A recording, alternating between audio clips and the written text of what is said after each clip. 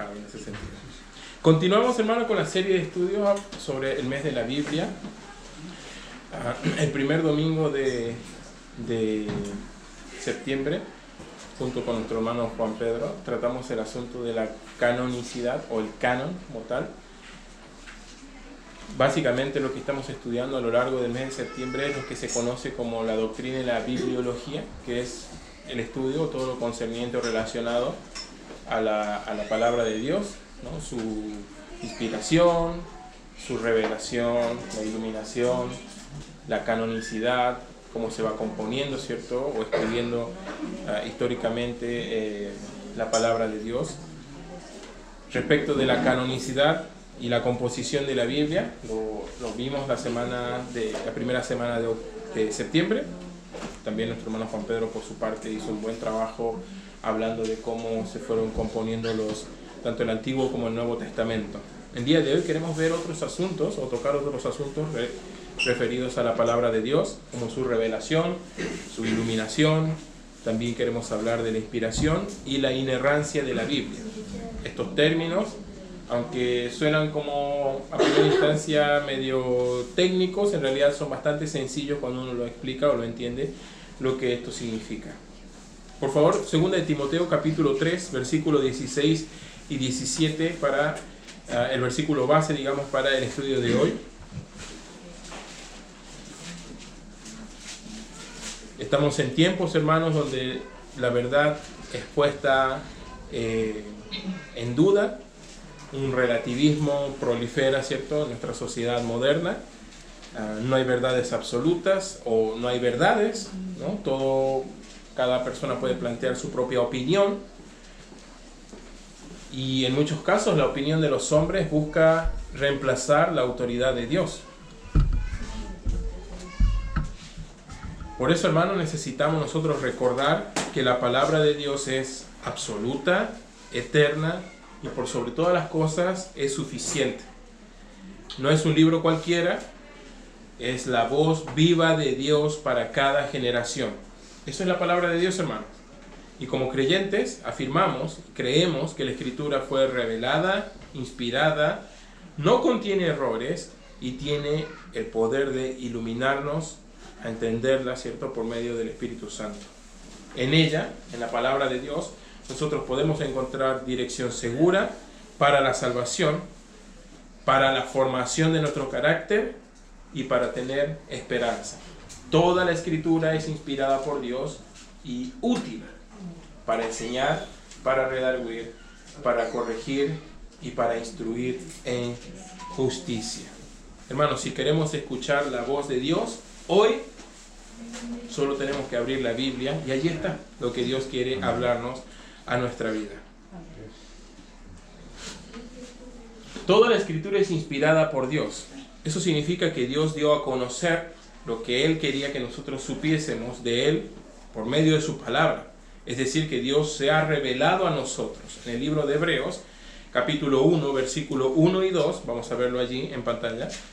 Hebreos capítulo 1, versículo 1 y 2, hay una expresión que tiene aquí el autor respecto de la revelación de Dios, que dice lo siguiente. Hebreos 1:1 dice perdón, estoy en los hechos, hermano, ¿ya? Entonces me faltan varios libros para llegar, pero ahí va a estar en pantalla, hermano, ¿ya? Ustedes ya lo pueden leer y yo, ya, bueno, ahí lo buscamos, hermano. Dice: Dios, habiendo hablado muchas veces y de muchas maneras en otro tiempo a los padres por los profetas, versículo 2, va a decir allí a continuación: en estos postreros días nos ha hablado por el Hijo, a quien constituyó heredero de todo y por quien asimismo hizo todo el universo. Sobre todo el versículo 1. Mira lo que dice: Dios, habiendo hablado muchas veces y de muchas maneras. ¿Cierto? Cuando nosotros pensamos en la revelación de Dios, es algo que también los hermanos que han pasado discipulado lo deben tener bastante claro o fresco en este sentido. Existen dos tipos de revelaciones que hizo Dios, así como a grandes rasgos. Una es la revelación general de Dios. En el libro de Romanos, capítulo 1, se menciona que el eterno poder y deidad de Dios se hacen visibles, ¿cierto?, por medio de la creación. Las cosas invisibles de Él, su eterno poder y deidad, se hacen visibles por medio de la creación. Es decir, que Dios ha mostrado o probado que existe Dios por medio de la creación. El diseño inteligente, el orden en el universo, el ajuste fino del universo, la complejidad de los organismos vivos, etcétera, etcétera, etcétera. Prueba, ¿cierto?, una inteligencia, un diseñador detrás de todo esto. Dios no es un ser distante. Él mismo ha tomado la iniciativa y se ha dado a conocer a los hombres. La revelación general, entonces, tiene que ver con eso. Hay un salmo, Salmo 19, ¿cierto? Este salmo bastante conocido, versículo 1. Vamos a verlo allí en pantalla. Salmo 19, versículo 1. Y creo que casi todos estamos un poco familiarizados con este pasaje, o más o menos lo hemos escuchado o lo sabemos. Salmos, capítulo 19, versículo 1, dice la Biblia: los cielos cuentan la gloria de Dios y el firmamento anuncia las obras de sus manos. Dios se ha revelado de forma general. Y el hombre, según el libro de Romanos, no tiene excusa en cuanto a esto.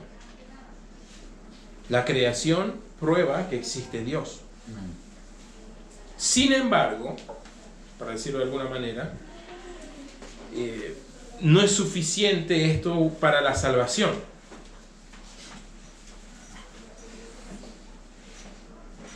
Cada estrella, como dice ahí, los cielos cuentan la gloria de Dios, ¿no? Cada amanecer, cada estrella, cada latido humano, nos hablan de un creador poderoso. Pero esta revelación es suficiente para mostrar la existencia de Dios, pero no suficiente para la salvación. Por eso necesitamos, y Dios, muy listo, ¿cierto?, entendió que necesitaríamos nosotros una revelación más precisa de Él. Y eso se llama revelación especial. La revelación especial es la palabra de Dios y la persona de Jesucristo. El libro de Hebreos, recuerda lo que decía, Dios habló de muchas maneras en el pasado, ¿cierto?, por medio de profetas, utilizó diferentes instrumentos humanos, ¿cierto?, para traer su revelación especial. Estas personas, inspirados por Dios, hablaron lo que Dios quería que nosotros supiésemos de Él, su voluntad para nosotros. Y el libro también de Hebreos decía: pero en estos postreros días nos ha hablado por medio de su Hijo. El Hijo y la palabra son la revelación especial de Dios. Juan 1.14, veamos un momento allí, el libro de Juan 1.14. Dice la Biblia lo siguiente: aquel verbo, por Jesucristo, fue hecho carne y habitó entre nosotros, y vimos su gloria, gloria como del unigénito del Padre, lleno de gracia y de verdad. Hay testigos oculares de esto, ¿cierto? El apóstol Juan, en su primera carta, también en el capítulo 1, dice palabras parecidas, ¿cierto? Lo que vieron nuestros ojos, lo que palparon nuestras manos, tocantes al verbo de vida, ¿cierto? Jesucristo no fue un mito, no fue no es una historia o un personaje solamente histórico, es Dios mismo encarnado, hermanos. Dios se reveló a nosotros por medio de su palabra y por medio de su Hijo. Y algo tan simple como quizás tú puedes ver un reloj, ¿no?, un electrodoméstico, cualquier cosa, hermanos, y sabrás que hay un ingeniero detrás que lo ha diseñado. Si la creación fuese el reloj, nos muestra que existe un diseñador que es Dios. Pero es la Biblia, hermanos, la que nos dice quién es Él, cómo es Él y cómo podemos nosotros relacionarnos con Él. Hermanos, Dios no se oculta, se revela, no se esconde, se acerca a nosotros y quiere tener una relación viva con nosotros. Y como creyentes debemos valorar, hermanos, esta revelación de Dios, su palabra. ¿Cuánto tiempo dedicamos, hermanos, a admirar la creación? Viajes, paisajes, las familias planean vacaciones, los jóvenes suben al cerro, las personas tienen mascotas, no sé, hermanos, ¿no? Nos deleitamos con la creación de muchas maneras. Pero en cuanto a la revelación especial, ¿cuánto tiempo dedicamos nosotros a meditar en la palabra de Dios? Un joven puede ver la grandeza en los cielos, pero si no abre su Biblia, no conocerá que el Salvador murió por él. Una familia puede maravillarse de la naturaleza, ¿cierto? En vacaciones. Pero solo la palabra revelada de Dios puede enseñar a vivir en santidad. Para que entendamos, hermanos, los cielos cuentan la gloria de Dios, pero su palabra cuenta la voluntad de Dios y lo que Él quiere para nosotros. Y nos toca conocerla, porque Dios la ha revelado. Te podría sorprender la cantidad de versículos que hay que tienen la frase, esta es la voluntad de Dios. Entonces, las personas dicen, ¿cuál es la voluntad? Y divagamos ahí sin saber, pero está en su palabra, y la voluntad de Dios es clara en su palabra, hermanos. Como admiras la creación y la revelación general de Dios, admiremos tanto más la revelación especial que Él ha dado a nosotros. Según Timoteo capítulo 3, versículo 16, decía la Biblia, toda la escritura es inspirada por Dios. Él lo reveló a nosotros y el medio, la forma que lo hizo es por medio de su inspiración. La inspiración, ¿cierto? Es una palabra que significa justamente como soplar o cuando uno exhala, ¿cierto? Cuando uno quita de su cuerpo el aire. Tiene que ver con eso esa palabra. Toda la escritura ha sido exhalada o soplada, o mejor dicho, como si saliera de dentro de Dios, ¿no? Tiene que ver con eso la expresión. Lo que significa, ¿cierto? La inspiración es que lo que tenemos nosotros como canon, como Biblia, como escritura, no es un invento humano. Segunda de Pedro, por favor, capítulo 1, versículo 20 y 21. Segunda de Pedro, capítulo 1, versículo 20 y 21.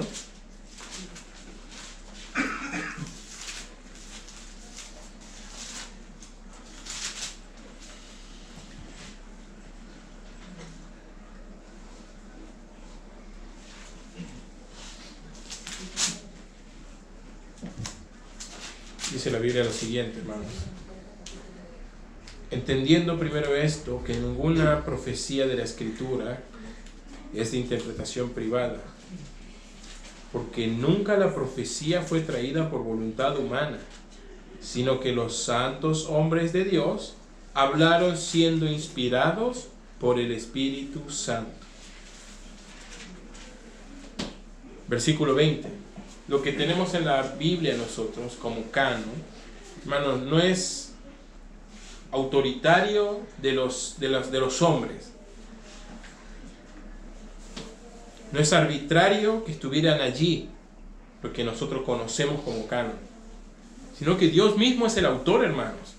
Utilizó diferentes escritores, hombres, ¿cierto?, a lo largo de la historia, para escribir justamente la palabra de Dios. Sin embargo, estos fueron inspirados por Dios en el contenido.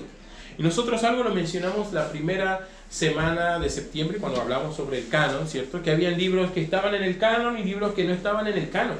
Se hablaba de diferentes evangelios, ¿no? El evangelio de Pedro, el evangelio de María Magdalena, el evangelio de Tomás, las cartas de Pedro también, habían otras cartas que se mencionaban, ¿cierto?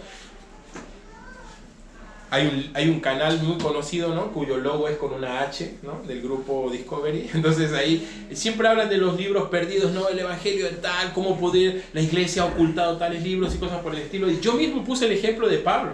Al final de la carta a los colosenses, el apóstol Pablo les dice ahí a los hermanos, esta carta hagan que la lean los de la Odisea, y la carta de la Odisea, léanla ustedes. Es decir, que Pablo había escrito una carta a la Odisea también. o a la iglesia que estaba en la ciudad de la Odisea. Pero esa no fue canónica.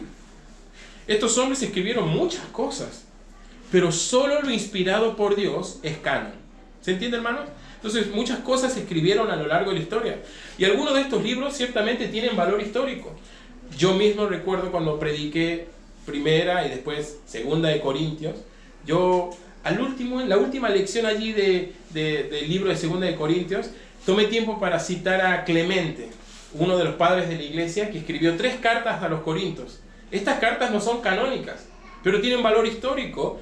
Y fue curioso porque muchas de las cosas que Pablo trató con los hermanos en Corinto, ellos no supieron resolverlas finalmente en el tiempo, lamentablemente. Y más adelante Clemente les repetía lo que Pablo dijo, por qué no así. Bueno, es un testimonio un poquito, no es como tan inspirador el testimonio ahí de los hermanos corintios en el tiempo, pero sirve para este ejemplo, hermanos. Hay muchas cosas que puedan tener valor histórico y pueden estar relacionadas directamente con el pueblo de Dios, la cultura cristiana, el cristianismo o nuestra fe. Pero solo la palabra de Dios, solo la escritura, el canon, es inspirada por Dios. Y tenemos que nosotros saber diferenciar eso. Porque tal vez estamos dando autoridad a un buen libro de un autor reconocido, pero que no es inspirado. Un bestseller, ¿cierto?, de un autor cristiano no es inspirado. Puede ser muy bueno, pero no es inspirado. Pero la Biblia sí es inspirada, hermanos, y allí podemos confiar y nosotros podemos utilizarla con toda seguridad para todos estos propósitos que decía ahí en 2 de Timoteo, ¿cierto? Para instruir, para redarguir, para corregir, instruir en justicia. Los autores bíblicos, hermanos, como menciona aquí el mensaje, el versículo 21, son instrumentos que Dios utiliza como escritores, pero ellos escriben o registran exactamente lo que Dios quiso que ellos escribieran. Dios no anula su personalidad, no es que un espíritu los poseyó, ¿cierto? Y ellos allí escribieron. De hecho, tú puedes notar la diferencia en los evangelios, es bastante clara, cómo los autores plasman su propia personalidad en sus escritos. El evangelio de Mateo es diferente al de Juan, al de Marcos, al de Lucas, pero hablan de lo mismo, ¿cierto? Porque cada autor tiene su propia impronta, su propia base de conocimientos o personalidad, y Dios respetó todo eso. Sin embargo, el contenido es inspirado por Dios. Dios no anuló su personalidad o su estilo de escritura, sino que usó sus vidas para transmitir su verdad perfecta. Como un músico que puede tocar una nota en diferentes instrumentos y puede esa nota sonar de diferentes formas según el instrumento que se utilice, es la misma nota. Así Dios inspiró diferentes escritores, pero con un solo mensaje o un solo hilo conductor en la palabra de Dios. Para que lo entienda, hermanos, la Biblia no contiene la palabra de Dios. La Biblia es la palabra de Dios y debemos considerarla de tal manera. Esto significa, para los jóvenes, ¿cierto?, que la Biblia no debe ser un libro anticuado, sino que es un libro vigente, porque procede de un Dios eterno. Para los padres, este es un llamado a instruir a nuestros hijos, no con consejos únicamente humanos o propios, sino con la palabra de Dios, porque era útil para instruir en justicia. Para la iglesia, esto es un recordatorio que nuestros sermones, enseñanza o lo más importante de la liturgia en la iglesia debe girar en torno a la Escritura y a Cristo.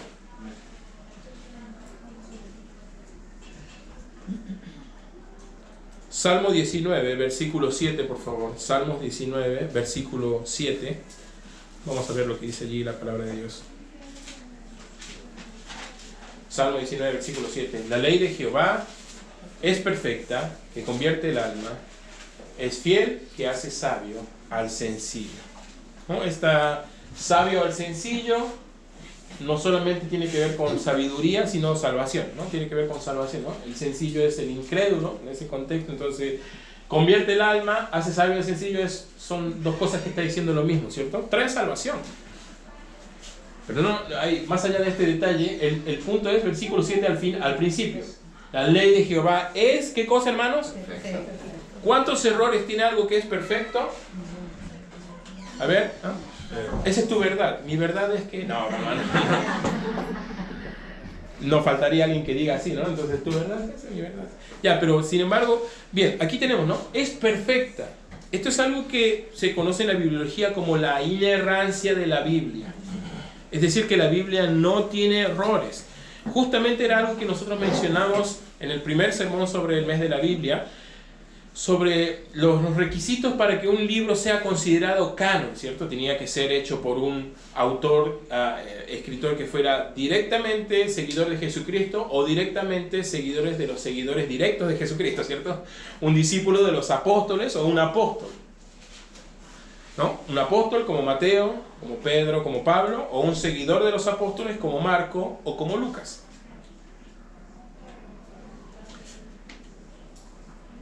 Otro requisito para la canonicidad era que tenía que tener, ¿cierto?, una coherencia teológica, ¿cierto?, en cuanto a la armonía del resto de la palabra de Dios. Es decir, que se sobreentiende que todo lo que está en el canon está armoniosamente en relación uno con otro. Y tú puedes ver, hoy en día hay gráficos o imágenes que pueden ilustrar esto. Se conoce como referencias cruzadas también, ¿cierto? Citas del Antiguo Testamento que son confirmadas en el Nuevo Testamento y viceversa, y hay una relación, una armonía, todo está entretejido. Bien, a lo largo de muchos años se escribió la Biblia, pero cuenta una misma historia y hay una coherencia en todo el contenido bíblico, más allá de los canales con la letra H que buscan los errores de la Biblia, lo que ocultó la iglesia, y muchos teólogos aficionados, ¿cierto? O teólogos que vieron muchos videos en YouTube, ¿no? De canales que no son muy buenos, ¿no? Entonces, no, pero se discutía, ¿cierto? Tercera de Juan no debe estar en la Biblia, el final del Evangelio de Marcos no debe estar, aquí debería decir esto. Hermanos, la Biblia es perfecta. La palabra de Dios no tiene errores. Y las aparentes contradicciones son solamente eso, aparentes, no son consistentes. Aunque uno puede manipular la escritura para hacer que diga casi lo que uno quiere que diga, si hay honestidad intelectual, encontraremos coherencia a lo largo de toda la escritura. La inerrancia de la Biblia significa que la palabra de Dios es absolutamente veraz en todo lo que afirma. Si dice que Dios hizo las cosas, así fue. Si dice que Dios puede perdonar pecados, así lo hace. Si Cristo es el quien nos puede salvar y perdonar nuestros pecados, es así, hermanos. Si hay un juicio para los incrédulos, es así. Y todo lo que dice la Biblia lo hace con plena autoridad. Y debemos tomarlo de esa manera. Y no decir, bueno, la Biblia dice aquí que la creación, pero ¿dónde queda la evolución? Y empezamos nosotros a cuestionar. Con estos ejercicios, hermanos, nunca conoceremos la verdad. Juan 17:17, vamos a ver allí en pantalla. Juan 17, versículo 17.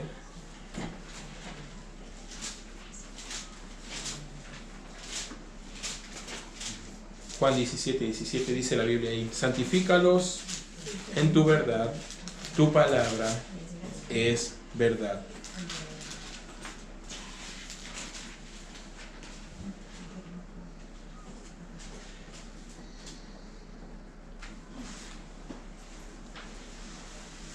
Santifícalos en tu verdad, tu palabra es verdad. Mira lo que dice Tito, capítulo 1, versículo... Vamos a ver los primeros versículos del capítulo 1. Aquí es como el saludo que hace Pablo a un joven pastor llamado Tito, ¿cierto? Es una carta pastoral que Pablo envía a esta persona. en esta parte de los saludos, hay una pequeña frase, una expresión que tiene Pablo acerca de Dios muy curiosa. Pablo, siervo de Dios, apóstol de Jesucristo, conforme a la fe de los escogidos de Dios, y en el conocimiento de la verdad que es según la piedad, en la esperanza de la vida eterna, la cual Dios, aquí, que no miente, prometió desde antes del principio de los siglos, y en su debido tiempo manifestó su palabra por medio de la predicación que me fue encomendada por mandato de Dios nuestro Salvador, ¿cierto? Que es el Evangelio, ¿no? Pero esa expresión, versículo 2, Dios, hermanos, no miente, su palabra es verdad, y la Biblia es veraz, y nosotros podemos confiar en ella. La Biblia es confiable, hermanos, no solamente en cuestiones espirituales, sino históricamente, sino geográficamente, en muchos otros aspectos es confiable. Y sus principios morales son vigentes y están presentes hasta nuestro día. Y nosotros confiamos en muchas cosas, hermanos, humanas. Confiamos en que, no sé, un instrumento, una máquina funcionará bien. Confiamos en un GPS para llegar a un lugar que no conocemos, ¿no? Ponemos allí en el auto una aplicación y manejamos, no conocemos, pero confiamos. Hermanos, ¿cómo no confiar en la palabra de Dios que fue escrita por un autor que no miente? Hermanos, Dios no se equivoca, su palabra tampoco. Podemos confiar en ella, no tiene errores. Muchos jóvenes hoy creen más en las redes sociales. Yo creo que no solo jóvenes, hay quizás personas mayores también, como adultos mayores, ¿no? Entonces hay muchos videitos falsos, ¿no? Y hechos con inteligencia artificial, y las personas, mira, el bebé lo salvó un tigre, ¿no? Es inteligencia artificial, ¿no? Entonces es un video armado así, ¿no? Muchas personas están cayendo allí en engaños, ¿no? Hermanos, las opiniones humanas cambian, hay muchos engaños por allí, muchos bulos, pero la palabra de Dios permanece para siempre. Mateo, por favor, capítulo 24, versículo 35. Mateo 24, 35. Vamos a verlo allí en pantalla. Mateo 24, versículo 35. El cielo y la tierra pasarán, pero mis palabras no pasarán. Confiamos en muchas cosas y a veces confiamos en cosas mientras nos están engañando, ¿no? Sin embargo, podemos confiar en la palabra de Dios. Su palabra es verdad. Dios no miente. Y hay una coherencia teológica, temática a lo largo de la Escritura que prueba, ¿cierto?, que la ley de Jehová, como decía el versículo, es perfecta. Así que menos decir yo creo, yo pienso, yo opino, y más decir escrito está, así dice el Señor, así dice la palabra de Dios. Amén, hermanos. Último punto, la iluminación. Mira 2 de Corintios capítulo 2, por favor. 2 de Corintios capítulo 2.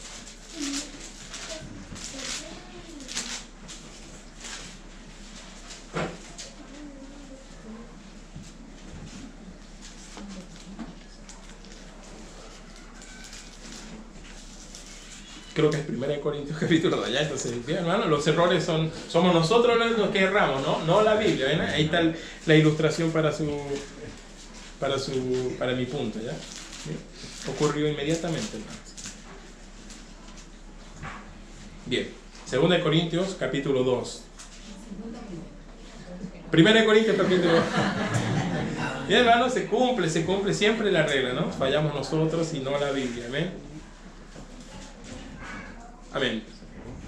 Versículo 12. Nosotros no hemos recibido el espíritu que está en el espíritu del mundo, sino el espíritu que proviene de Dios, para que sepamos lo que Dios nos ha concedido. Bien.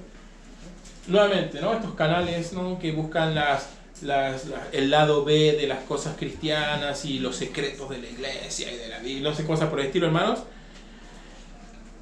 Y siempre hay unos expertos, ¿no? Entonces, como ¿no? dicen alguna cosa sobre María, no sé, y los expertos opinan. Y son expertos que son incrédulos, ¿cierto? No son ni creyentes, no son ni siquiera teólogos, ¿no? Son otras cosas. Difícilmente puedan entender, y esto es algo que solo los creyentes podemos entender, la palabra de Dios. Y lo podemos hacer, hermanos, porque Dios, en su voluntad y por medio de su Espíritu, nos ilumina, es decir, abre nuestro entendimiento, como decía el salmo que citó nuestro hermano, Salmo 119, 18, abre mis ojos y miraré las maravillas de tu ley. Pero no solamente ese versículo, en el Salmo 119 hay varias expresiones similares: muéstrame, enséñame, guíame, abre mis ojos, diferentes expresiones que apuntan a lo mismo. La iluminación no viene de los hombres, viene de Dios. Y es el Espíritu Santo en nosotros que nos ilumina, ¿cierto?, nuestro entendimiento para entender lo que Dios nos ha concedido. No es el espíritu de los hombres, y los hombres no pueden entender concretamente lo que dice la Biblia, sino que siendo iluminados por el Espíritu Santo podemos saber lo que Dios nos ha concedido en su palabra. Versículo 13, ahí mismo en 1 Corintios. Lo cual también hablamos, no con palabras enseñadas por sabiduría humana. Pablo dice, el Espíritu no solamente nos ilumina para entenderlas, sino las cosas que hemos hablado también fueron inspiradas también por el Espíritu, ¿cierto? Sino con las enseñanzas, la enseñanza con la que enseña, el Espíritu, acomodando lo espiritual a lo espiritual. 14. Porque el hombre natural, es decir, el no creyente, no percibe las cosas que son del Espíritu de Dios, porque para él son... Y ahí están todas esas supuestas errores de la Biblia, mitos de la Biblia y cosas por el estilo, ¿no? El diluvio no pudo haber existido, el arca no pudo haber existido, ¿cierto? La tumba no pudo haber estado vacía. Las personas no pudieron haber sido, y las personas intentan explicar lógicamente cosas que en muchos casos pueden ser sobrenaturales o que pertenecen al poder de Dios. El hombre natural no entiende el contenido de la Biblia. Para él son locura. Y no las puede entender porque se han de discernir espiritualmente, o mejor dicho, ¿no?, guiados por el Espíritu Santo. Por eso, versículo 12. No recibimos nosotros los creyentes el espíritu del mundo, sino el Espíritu que proviene de Dios. Y este nos puede hacer saber lo que Dios nos ha concedido en su palabra. La iluminación es la obra del Espíritu Santo en nosotros, que nos ayuda a entender, a comprender, a aceptar y a aplicar la palabra de Dios en nuestra vida. El hombre natural no entiende esto, pero el creyente, ¿cierto?, con el Espíritu Santo en él, recibe suficiente discernimiento para entender, aceptar y aplicar la palabra de Dios. Por eso, mira ahí mismo donde estamos, en 1 Corintios, el versículo 15. En cambio, el espiritual juzga todas las cosas, pero él no es juzgado de nadie, porque ¿quién conoció la mente del Señor? ¿Y quién le instruirá? Mas nosotros tenemos la mente de Cristo. A ver, hermanos, tú puedes darle un libro de álgebra a un niño pequeño allí, ¿cierto? Y no va a entender nada. Es así los incrédulos con la palabra de Dios. Sin el Espíritu Santo no podríamos comprender la palabra de Dios. Necesitamos a Dios para entender su palabra. La Biblia, hermanos, no solamente debe ser leída, debe ser entendida. Y esto entonces recién podrá ser aplicada. Para un joven o para los hermanos en general, no basta, hermano, con leer por obligación, como una liturgia personal. Yo leo y tantos capítulos o tanto tiempo, tantas líneas. Se debe orar. Abre mis ojos, guíame, enséñame, muéstrame antes de leer, para poder entender, aceptar y aplicar la palabra de Dios en nuestra vida.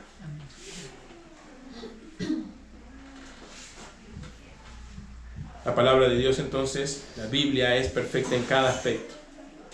La revelación nos muestra quién es Dios. La inspiración nos asegura que lo que está escrito viene de Dios. La inerrancia nos da confianza absoluta en la palabra de Dios. Y la iluminación nos permitirá aplicar la palabra de Dios en nuestra vida diaria. Donde la Biblia habla, es Dios hablando. Confía. Los hombres podemos errar, hermanos, pero la palabra de Dios es inerrante. Por eso no basta, hermano, con tener la Biblia bajo el brazo o leerla litúrgicamente. Debe estar en nuestro corazón, hermanos, y debemos creerla en verdad. Vamos a orar, Padre.